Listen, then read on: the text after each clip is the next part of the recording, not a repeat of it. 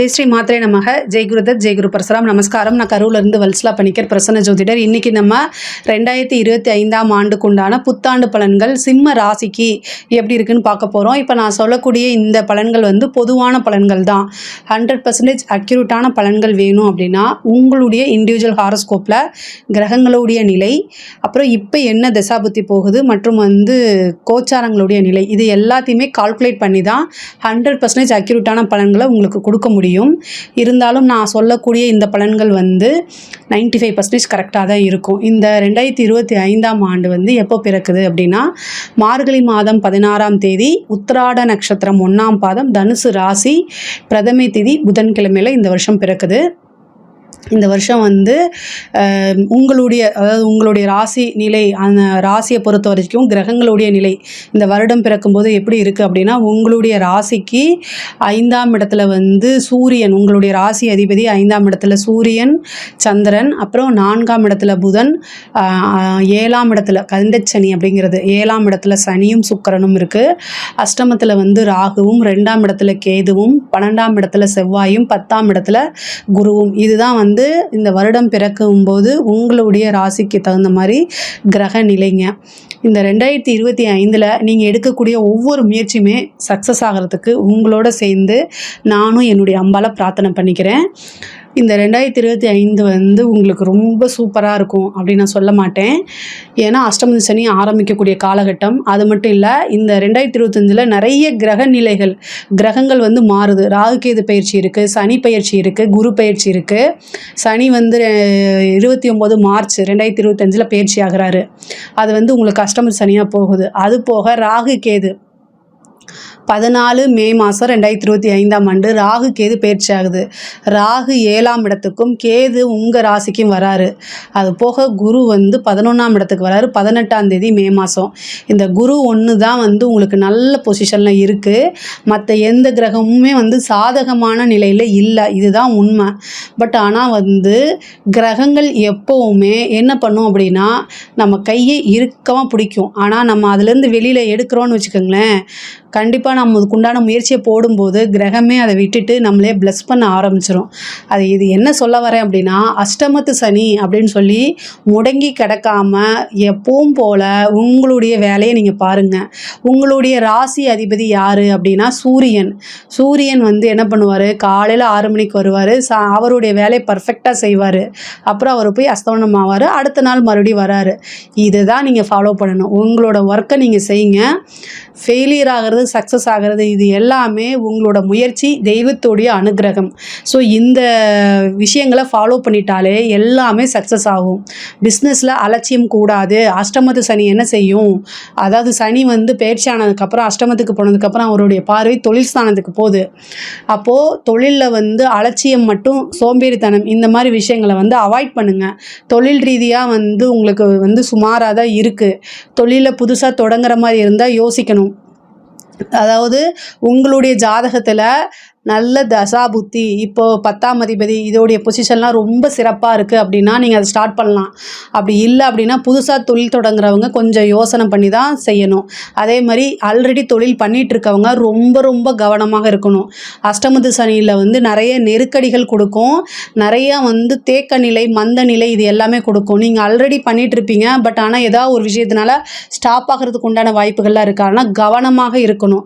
அதுக்குண்டான பரிகாரங்களை பண்ணிக்கோங்க. மகாலட்சுமி வழிபாடு பண்ணுங்க, வியாழக்கிழமை குரு வழிபாடு பண்ணுங்க. இந்த மகாலட்சுமி வழிபாடும் குருவோடைய வழிபாடும் உங்களுக்கு வந்து தொழிலில் எந்தவித பிரச்சனையும் கொடுக்காம அப்படியே போகிறதுக்கு உண்டான வாய்ப்பை கொடுத்துரும். பொதுவாக வந்து நான் என்னுடைய அட்வைஸ் ஒரு அஸ்ட்ராலஜராக என்ன சொல்லுவேன் அப்படின்னா இந்த 2025 வந்து நீங்கள் ரொம்ப ஸ்ட்ராங்காக இருக்கணும் மைண்டை பொறுத்த வரைக்கும். ஏன் அப்படின்னா அஷ்டமத்து சனி ஒரு பக்கம், இந்த ராகு கேது வந்து உங்களை வந்து ரொம்ப கஷ்டப்படுத்தும். கேது வந்து பயிற்சி ஆக போகிறாரு எப்போ அப்படின்னா மே மாதத்துக்கு அப்புறம் நீங்கள் ரொம்ப கவனமாக இருக்கணும். ஏன் அப்படின்னா பொதுவாகவே வந்து பார்த்திங்கன்னா மனசு வந்து ஸ்ட்ராங்காக இருந்துச்சுன்னா எவ்வளோ பெரிய பிரச்சனையாக இருந்தாலும் சமாளிச்சிடலாம். இந்த மைண்டவே வந்து டிப்ரெஷனுக்கு உள்ளாக்கக்கூடிய கிரகத்தில் ஃபஸ்ட்டு வந்து கேது.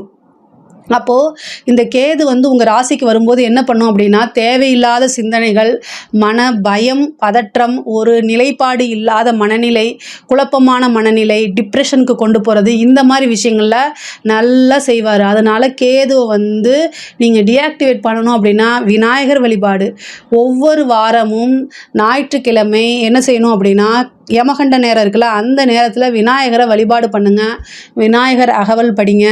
அதே மாதிரி தேங்காய் எண்ணெயில் தீபம் போடுங்க விநாயகருக்கு. விநாயகரை பிடிச்சிக்கோங்க. ஒரு வருஷத்துக்கு வந்து அவருடைய காலை கெட்டியாக பிடிச்சி, இந்த கேதுக்கிட்டேருந்து எப்படியாவது என்னை காப்பாற்று அப்படின்னு சொல்லி விடுங்க. ஏன்னா சனி கூட வந்து உங்களுக்கு வந்து உழைத்ததுக்கு தகுந்த பலனை கொடுத்துருவாரு. இந்த ராகு கேதுக்களுக்கு தான் வந்து பார்த்திங்கன்னா நம்ம தெய்வத்திட்ட அணுகி அதுக்கு உண்டான விஷயங்களாக முறையிடணும். அதனால் அந்த ஒரு விஷயங்களை வந்து பார்த்துக்குங்க. மைண்டை ரொம்ப ஸ்ட்ராங்காக வச்சுக்கோங்க. உத்தியோகத்தில் இருக்கிறவங்க வந்து ஒருத்தரை பற்றி இன்னொருத்தர்கிட்ட புறம் பேசாதீங்க. காசிப் அப்படிங்கிற கூடியதை அவாய்ட் பண்ணிங்க. குறை அப்படிங்கிற விஷயங்களை பொதுவாகவே சிம்மராசிக்காரங்க நீங்கள் என்ன பண்ணுவீங்கன்னா, டைம் டு டைம் எதிர்பார்ப்பீங்க, பர்ஃபெக்ஷனை எதிர்பார்ப்பீங்க. அது எல்லாமே நீங்கள் இந்த வருஷம் எதிர்பார்க்கவே முடியாது. வாய்ப்பில்லை ராஜா, வாய்ப்பில்லை தான். ஸோ அதனால் அட்ஜஸ்ட்மெண்ட் அப்படிங்கிறத பண்ணுங்கள். உங்களுக்கு வராத ஒரே விஷயம் வந்து அட்ஜஸ்ட்மெண்ட்டு தான். சிம்மராசிக்காரங்க வந்து பொதுவாகவே அட்ஜஸ்ட் பண்ணுறது, நீங்கள் ஏற்றுக்கிட்டாலும் சரி ஏற்றுக்கலைனாலும் சரி, அட்ஜஸ்ட் அப்படிங்கிறது உங்களுக்கு வந்து வரவே வராது. அதை நீங்கள் ஏற்றுக்கவும் மாட்டீங்க. பட் ஆனால் வேறு வழி கிடையாது. அட்ஜஸ்ட் பண்ணி போங்க. நமக்கு நேரங்காலம் சரியில்லை அப்படின்னா எல்லா விஷயத்துலையுமே வந்து அனுசரணையாக போகிறது வந்து தவறு கிடையாதுங்க. அதனால் நீங்கள் வந்து நிறைய விஷயங்களை மாற்றிக்கங்க. எல்லா விஷயத்துலையும் பொறுமையும் நிதானத்தையும் கையாளுங்க. உத்தியோகத்தில் இருக்க நீங்கள் வந்து ரொம்ப டேலண்ட்டாக இருப்பீங்க. இவ்வளோ வருஷமாக வந்து உங்களை அசைக்க முடியாத விஷயங்கள் கூட நீங்கள் செய்யாத தப்புக்கு நீங்கள் நேர்மையாக இருக்கீங்க, டேலண்ட்டாக இருக்கீங்க. உத்தியோகத்தில் இருக்கிறவங்க இது பத்தாதுங்களா? ஏன்னா எல்லாமே உங்களுக்காகத்தான். நீங்கள் எல்லா விஷயத்துலையுமே ஒரு ஒழுக்கமாக ஃபாலோ பண்ணுவீங்க, எல்லாமே பண்ணுவீங்க. அப்படின்னா பக்கத்தில் இருக்கிறவங்க உங்களோட எதிரிகளுக்கெல்லாம் அது என்னவா இருக்கும்? உங்களை எப்படியாவது பழி தீர்க்கணுங்கிற கூடிய அவங்களுடைய மனநிலை வந்துடும். அப்போது வேலை பார்க்கக்கூடிய இடத்துல வந்து உங்களுக்கு எதிரி யாருன்னே உங்களுக்கு தெரியாது. ஸோ அதனால் வேலை பார்க்கக்கூடிய இடத்துல ரொம்ப கவனமாக இருங்க. ஏன் அப்படின்னா உங்களுடைய எதிரிகள் உங்களுக்கு கண்ணுக்கு தெரியாமல் உங்கள் பக்கத்துலேயே இருக்கிறாங்க. ஸோ அதனால் இந்த காலகட்டம் அது. அதனால் ரொம்ப ரொம்ப அமைதியாக இருங்க. எதிரிகள் ஸ்தானம் வந்து இந்த வருஷம் ரொம்ப வலுத்திருக்கு. ஸோ அதனால் ரொம்ப அமைதியாக இருங்க. சனி அதாவது 6 கூடையவர் தான் 8க்கு போயிருக்காரு. அப்போது எதிரி ஸ்தானத்துக்கு அது பலமடைஞ்சிருக்கு. அதனால தான் இவ்வளோ தூரம் நான் சொல்கிறேன். நீங்கள் ஒரு தப்பு செஞ்சுருக்கவே மாட்டீங்க. ஆனால் உங்களை மாட்டி விடுறதுக்கு பிளான் பண்ணுவாங்க. ஆனால் நீங்கள் 100% நேர்மையாக இருக்கனால எப்போவுமே அந்த நேர்மை வந்து உங்களை காப்பாற்றிட்டு தான் இருக்கும். அதில் எந்த இதுவும் கிடையாது. பட் ஆனால் என்னென்னா கவனமாக இருங்க. நம்ம எவ்வளோக்கு எவ்வளவு கவனமாகவும் ஜாக்கிரதையாகவும் இருக்குமோ, நம்ம வந்து அவேர்னஸாக இருக்கும்போது பெரிய விஷயங்களை போய் நம்ம சிக்கிக்க மாட்டோம். அதனால் வேலை பார்க்கக்கூடிய இடத்துல அதே மாதிரி லஞ்ச லாவணியங்கள் இந்த மாதிரி விஷயங்களை அவாய்ட் பண்ணிடுங்க. சனிக்கு பிடிச்ச விஷயமே வந்து நேர்மை தான். அதை நீங்கள் ஃபாலோ பண்ணும்போது கண்டிப்பாக மாட்டவே மாட்டீங்க. அதே மாதிரி படிக்கக்கூடிய விஷயங்களை ரொம்ப கவனமாக இருக்கணும். 4ஆம் இடத்துக்கு வந்து குருவோடைய பார்வை கிடையாது. குருவோடைய பார்வை இருந்த வரைக்கும் ஓரளவு நல்லா இருந்திருக்கும். இப்போ அஷ்டமத்து சனி, அதுக்கப்புறம் ராகு கேதுவுடைய பயிற்சி, இது எல்லாமே வந்து நீங்கள் எதிர்பார்த்த ரிசல்ட்டை உங்களுக்கு கொடுத்துறாது. படித்தா மட்டும்தான் லைஃபு. அதனால் படிங்க. பொதுவாகவே சிம்ம ராசியில் இருக்க குழந்தைகள் வந்து ரொம்ப இன்டெலிஜென்ட்டாக தான் இருப்பீங்க. ஒரு விஷயத்தை அதுவும் முக்கியமாக மக நட்சத்திரக்காரங்க, மகம் அப்படிங்கிறது வந்து உங்களுக்கு ஒரு விஷயத்தை நீங்கள் என்னென்னா படித்தா அதை உடனே அதை புரிஞ்சுக்கிட்டு டக்குன்னு எழுதுவீங்க. ஆனால் இன்னும் நிறைய டைம் ஸ்பெண்ட் பண்ணி படிச்சிங்கன்னா வேறு லெவலில் மார்க் வாங்க முடியும். பட் ஆனால் அதை தான் நீங்கள் செய்ய மாட்டேங்கிறீங்க. இந்த வருஷம் வந்து அதை நீங்கள் செஞ்சால் மட்டும்தான் செல்ஃபாக மோட்டிவேட் பண்ணிக்கங்க. இல்லை அப்படின்னா நீங்கள் எதிர்பார்த்த ரிசல்ட் கிடைக்காது.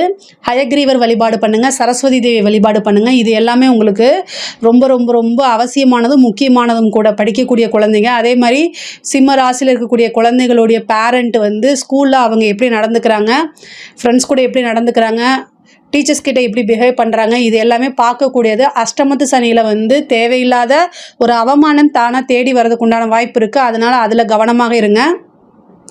கமிஷன் எக்ஸாம்ஸ் எழுதியிருக்கிறவங்களுக்கு வந்து ஃபஸ்ட் அட்டம்ப்ட்லேயே கிடச்சிடாது. எதுவுமே 2-3 அட்டம்ப்ட்டுக்கு அப்புறம் தான் உங்களுக்கு கிடைக்கும்.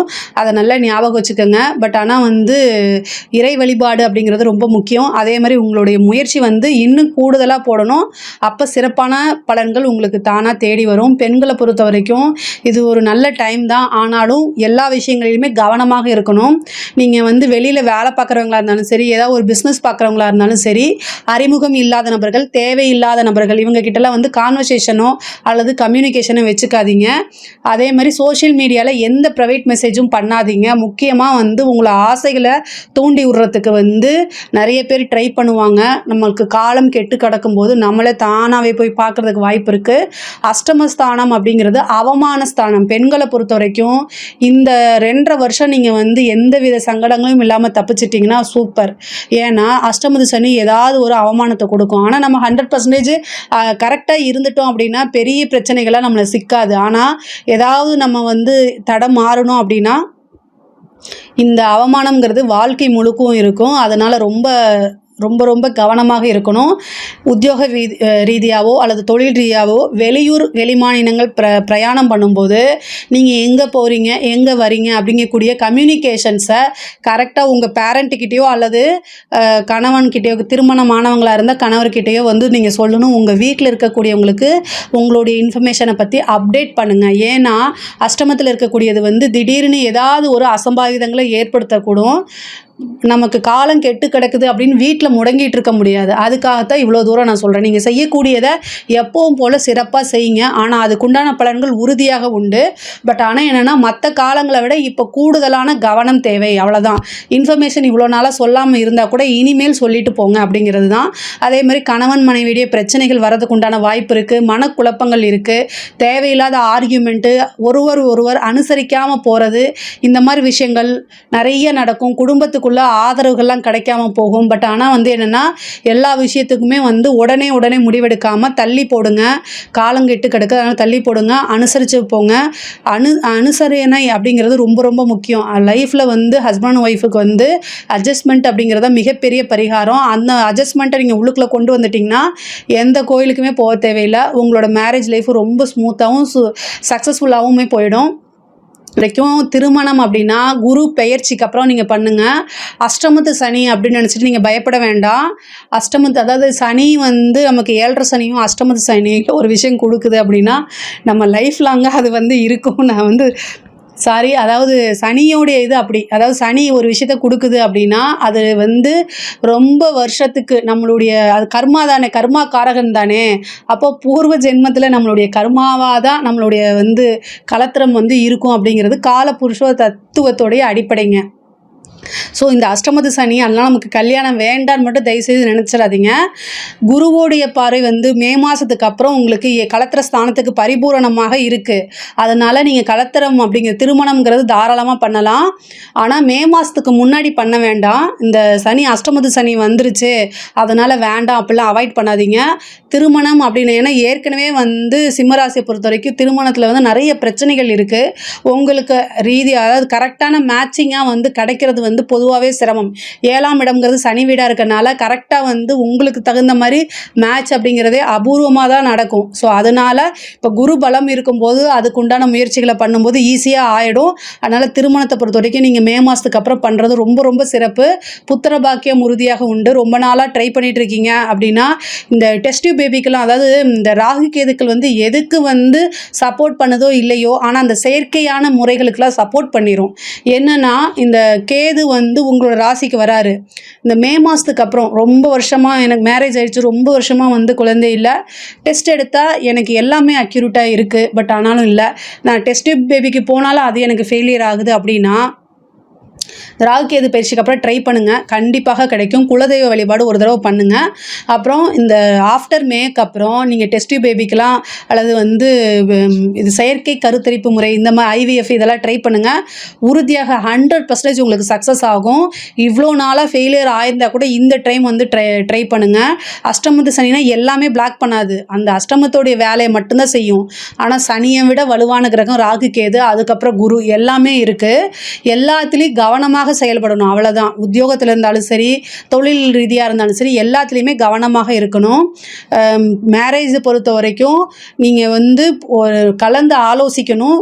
பொதுவாகவே இந்த கலத்திர ஸ்தான அதிபதி வந்து பார்த்திங்கன்னா உங்களுக்கு 7ஆம் அதிபதி வந்து இவ்வளோ நாளாக வந்து கண்டகச்சனியாக இருந்தால் இப்போ அஷ்டமத்துக்கு போகிறாரு. ஏன் அப்படின்னா நீங்கள் மேரேஜ் ஃபிக்ஸ் ஆகும்போது உங்களோட லைஃப் பார்ட்னராக வரவங்க கிட்ட நீங்கள் மனசு விட்டு பேசி உங்களுக்கு இதில் இன்ட்ரெஸ்ட் இருக்கான்னு ஒரு வார்த்தை கேட்டுட்டு அதுக்கப்புறம் பண்ணுங்கள்.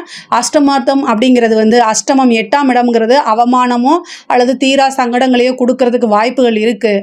அதனால நீங்கள் திருமணத்தை சம்மந்தப்பட்ட விஷயங்கள் நடக்கும்போது உங்கள் பார்ட்னர்கிட்டையும் ஒரு வார்த்தை கேட்டுட்டு அதுக்கப்புறம் நீங்கள் பண்ணுங்கள். ஏன்னா உங்களுக்கு டைரெக்டாக நீங்கள் பேசிக்கிறது ரொம்ப நல்லது.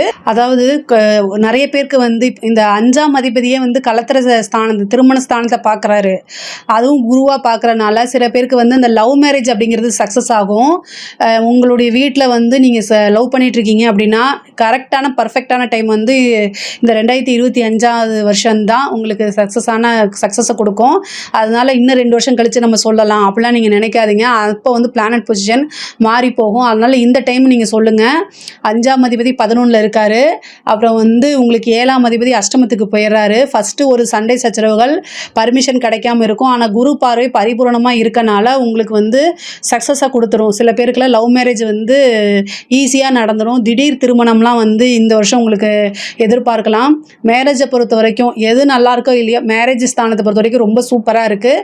பார்ட்னர்ஷிப் ஸ்தானமும் ரொம்ப நல்லா இருக்குது. லாபஸ்தானத்தில் குரு இருக்கனால எக்கனாமிக்கல் ரீதியாக நிறைய வளர்ச்சிகள் கிடைக்கும். நல்ல லாபம் எதை தொட்டாலும் பணம் வரக்கூடிய அமைப்புகள்லாம் உங்களுக்கு இந்த வருஷம். பணத்தை பொறுத்த வரைக்கும் பெரிய சிக்கல்கள் எல்லாம் நீங்கள் மாட்ட மாட்டீங்க. ஆனாலும் ரொம்ப கவனமாக இருக்கணும். அரசியல்வாதிகளுக்கு சூப்பரான வருஷம். அதாவது இப்போ ராகு கேது வந்து உங்களுக்கு பாசிட்டிவ் தான். பொதுவாகவே ராகு கேதுக்கள் வந்து அரசியலுக்கு சப்போர்ட் பண்ணக்கூடிய கிரகம். அதே மாதிரி சிம்ம ராசியில் இருக்கக்கூடிய அரசியல்வாதிகள் எல்லாருமே வந்து ரொம்ப, அதாவது நீங்கள் ஒவ்வொரு ஞாயிற்றுக்கிழமையும் சிவனுக்கு வந்து வில்வம் வச்சு வழிபாடு பண்ணுங்கள். வேறு லெவலில் உங்களுடைய வளர்ச்சி இருக்கும். பெரிய லெவலில் வளர்ச்சி இருக்கும். நீங்கள் எதிர்பார்த்துக்கவே மாட்டீங்க. பெரிய லெவலில் சக்ஸஸ் ஆகும். மக்களுடைய சப்போர்ட்டு பெரிய லெவலில் இருக்கும். மீடியாவோட சப்போர்ட் உங்களுக்கு கிடைக்கும். நீங்கள் பண்ண கெட்டது கூட இந்த வாட்டி எதை தேடி தேடி பார்க்க மாதிரி அமைப்பு இருக்கும். அஷ்டமத்து சனின்னு மட்டும் நீங்கள் நினைக்காதீங்க. ஆனால் அரசியல்வாதிகளுக்கு இது ஒரு சூப்பரானது. அரசாங்கத்தில் இருக்கவங்க ரொம்ப கவனமாக இருக்கணும். தேடி சிக்கல்கள் அல்லது செய்யாத தப்புக்கு பனிஷ்மெண்ட்டு, இடம் மாற்றங்கள், அந்த இடம் உங்களுக்கு பிடிக்காது, இந்த மாதிரி விஷயங்கள்லாம் கொடுக்கும். அரசாங்கத்துறையில் இருக்கக்கூடிய வேலை பார்க்குறவங்க ரொம்ப ஜாக்கிரதையாக இருக்கணும். பெண்களை பொறுத்த வரைக்கும் ரொம்ப கவனமாக இருக்கணுங்கிறத நான் ஆல்ரெடி சொல்லியாச்சு. கலைத்துறை சம்மந்தப்பட்டவங்களுக்கு நெகட்டிவான பப்ளிசிட்டி கிடைக்கும். அதனால் ரொம்ப ஜாக்கிரதையாக இருங்க. ஒரு வாய்ப்பு வருது அப்படின்னா அதை உடனே அக்செப்ட் பண்ணாமல் இது நம்மளை ஏதாவது யூஸ் பண்ணுறாங்களா இல்லை வேறு ஏதாவது நம்ம பண்ணணுமா, இந்த மாதிரி விஷயங்கள்லாம் யோசிங்க. பட் ஆனால் வந்து ஒரு வாய்ப்பு வருது அப்படின்னா அதை உடனே அக்செப்ட் பண்ணாமல் ஒரு தடவைக்கு 2 தடவை யோசிச்சுட்டு அவங்க எங்கே கூப்பிட்றாங்க, எங்கே போகணும், நம்ம என்ன பண்ணணும், இந்த மாதிரி விஷயங்களை அலசி ஆராய்ந்து அதுக்கப்புறம் அதை ஒத்துக்கங்க. இன்றைக்கி ஒரு வாய்ப்பு போச்சுன்னா திரும்ப நாளைக்கு வரும். பட் ஆனால் வந்து அவமானம்ங்கிறது ரொம்ப நாளாக லைஃப்பில் இருக்கும். அதை துடைக்க முடியாது. ஸோ அதனால் கவனமாக இருங்க. கலைத்துறை சம்மந்தப்பட்டவங்களுக்கு வந்து ரொம்ப ரொம்ப கவனம் தேவை. ஆனால் குருவோடைய அனுகிரகம் உங்களுக்கு இருக்குது. ஸோ அதனால் வந்து நெகட்டிவ் பப்ளிசிட்டி ஆகாமல் பார்த்துக்கோங்க. உங்களுக்கு ஓரளவு வந்து நன்மைகளும் நடக்கும். கலைத்துறை சம்மந்தப்பட்டவங்களுக்கு நன்மைகளும் நடக்கும். சிம்ம ராசியை பொறுத்த வரைக்கும் ஒவ்வொரு விஷயத்தையுமே வந்து பார்த்து நீங்கள் செய்யணும். உங்களோட ஹெல்த் சம்மந்தப்பட்ட விஷயங்களை ரொம்ப கவனம் தேவைங்க. சாதாரண சின்ன பிரச்சனை அப்படின்னா அது வந்து சர்ஜரி வரைக்கும், ஒரு கண்டத்தை வரைக்கும் கொண்டு போய் விட்டுரும். 8ஆம் இடம்ங்கிறது ஆயில் ஸ்தானம். ஸோ 6 கூடியவர் 8ல் போகிறாரு. ஹெல்த் சம்மந்தப்பட்ட விஷயங்கள்ல ரொம்ப கவனம். பிபி, சுகரு, ஹார்ட் சம்மந்தப்பட்ட பிரச்சனைகள் இதெல்லாமே வரதுக்கு வாய்ப்புகள் இருக்குது. அதனால் ரொம்ப கவனமாக இருங்க. அது இல்லைன்னா பெரிய சர்ஜரியில் கொண்டு போய் முடிக்கணும். அது தேவையில்லாத பணம் இது. அதே மாதிரி உங்களுக்கு கோர்ட்டு கேஸ் பிரச்சனை இருந்துச்சுன்னா அதில் சக்ஸஸ் பண்ணுறதுக்கு உண்டான வாய்ப்பு. ரொம்ப நாளாக இந்த கேஸ் இழுத்துக்கிட்டே இருக்கேன், முடிய மாட்டேங்குதே நினைக்கிறதுங்களா, இப்போ வந்து உங்களுக்கு அது முடிச்சு கொடுக்கறதுக்கு வாய்ப்பு இருக்குது. உயில் சொத்துக்கள் இருந்த பிரச்சனைகள்லாம் நீங்கி உங்களுக்கு உயில் சொத்துக்கள் தானாக தேடி வரும். பாகப்பிரிவினை நடக்கிறதுக்கு உண்டான வாய்ப்புகள் இருக்குது. குருவோடைய பார்வை 3ஆம் இடத்துக்கு இருக்குது. அதனால் பாகப்பிரிவினை உங்களுக்கு சேரக்கூடிய பூர்வீக சொத்துக்கள் இருந்து பாகப்பிரிவினை தானாக தேடி வரும். சிம்மராசியை பொறுத்த வரைக்கும் சொத்துக்கள் வாங்கிறது, விற்கிறது இது எல்லாமே அமோகமாக இருக்கும். வீடு கட்டுறதுக்கு உண்டான வாய்ப்புகள் இருக்குது. ஆனால் அதுக்கு உண்டான விஷயங்கள் வந்து லோன் போட்டு கட்டுற மாதிரி வரும். இந்த லோன் வந்து உங்கள் கைமீறி வாங்கிடாதீங்க. அஷ்டமத சனி காலங்களில் நீங்கள் எதை நினச்சிட்டு ஒரு கமிட்மெண்ட்டு கொடுத்துருப்பீங்களோ அந்த விஷயம், அந்த கமிட்மெண்ட்டை நீங்கள் வந்து ஃபுல்ஃபில் பண்ண முடியாமல் போகும். அதனால் ரொம்ப கவனம். அதனால் உங்களுக்கு மன உளைச்சல் வர்றதுக்கு உண்டான வாய்ப்புகள் இருக்குது. இதெல்லாமே நீங்கள் கவனத்தில் கொள்ளணும். அதே மாதிரி தந்தையாருடைய தேக ஆரோக்கியத்தில் கவனம் இருக்கணும். சில பேருக்கு வந்து உடல் ரீதியான நிறைய மாற்றங்கள் நடக்கிறதுக்கு உண்டான வாய்ப்பு இருக்குது. உடல் ரீதியானா வந்து உடலில் வந்து பிரச்சனைகள் வரதுக்கு உண்டானது. இந்த சந்திரன் கேதுங்கிறது மன ரீதியாகவும் பிரச்சனை கொடுத்துரும். ஸோ அதனால் மெடிடேஷன் அதிகமாக பண்ணுங்கள். ஒவ்வொரு பௌர்ணமி அன்னைக்கும் வந்து அதிகமான நேரம் இரவு நேரங்களில் வந்து அந்த முழு நிலவை பார்த்து தியானம் பண்ணும்போது மனசு வந்து ஒருநிலைப்படும். நம்ம எடுக்கக்கூடிய முடிவுகளை வந்து யோசிக்க வைக்கும். பொதுவாகவே சிம்மராசிக்காரங்க வந்து ரொம்ப பவரில் தான் இருக்கணும்னு நினைப்பாங்க. நான் சொல்கிறத தான் கேட்கணும்னு நினைப்பாங்க.